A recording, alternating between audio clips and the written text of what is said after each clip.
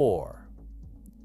By the fall of 1883, Mears had 8.5 miles of road cut through to a mining camp called Ironton.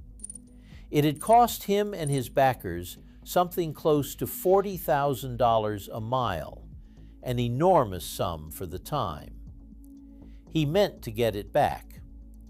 He set up a toll gate and charged for passage. $5 for a team and wagon, less for a single saddle animal. The miners and freighters who hauled ore over that road every single day came to hate those tolls, and they said so loudly until the state of Colorado stepped in and took the road over in 1887. But the shape of it was already set, and it was set for one purpose. This road was built to carry silver down out of the mountains. It was never built for tourists, and it was never built to be safe. That is why it clings to the cliff the way it does. That is why the drop is right there at your door. And that is why, on the deadliest miles of it, there was never any room for a guardrail. So why is it called the $1 Million Highway? Nobody can agree, and that is part of its legend.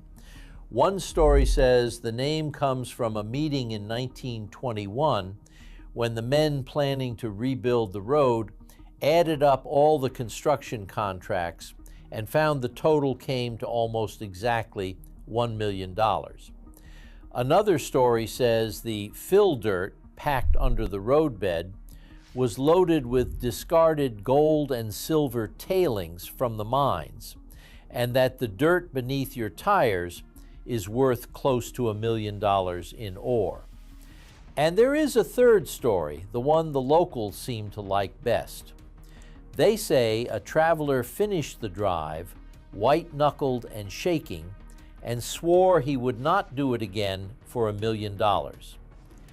The road was rebuilt and paved through the early 1920s and finished in 1924, roughly the route we drive now. The name sounds like glamour. It sounds like money and mountain views. It was always about the cost, and the cost was never really counted in dollars. For a road this old, with a name this famous, you would expect the story of what it takes from people to be famous too. It is not. Most of the people who die here die quietly, and the road keeps its reputation for beauty. Here is the part that catches people off guard. A road this deadly, this famous, and a full century later, there is still no guardrail on the worst of it. That is not neglect, it is a choice. And the reason is winter. The road is too narrow to give up a single foot. And when the snow comes, the plows have to be able to push it straight off the edge and down into the gorge to keep the highway open. A guardrail would trap all that snow against the mountain and bury the road for months. So the one thing that might catch a car in summer cannot be allowed to exist because of what the mountain does in winter. Think about what that means for you as a driver. On any normal road, a wheel that drifts a foot to the right is nothing. You correct it and you never think about it again. Here, that same foot, that same half second of a glance at the scenery, is a 300-foot fall into a creek. Same small mistake, same tired hand on the wheel, completely different outcome. And this is not a wide, forgiving road, even on the best day.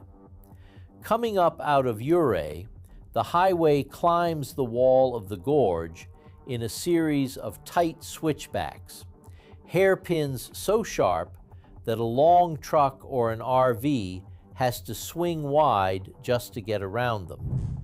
There is no center line you can trust in the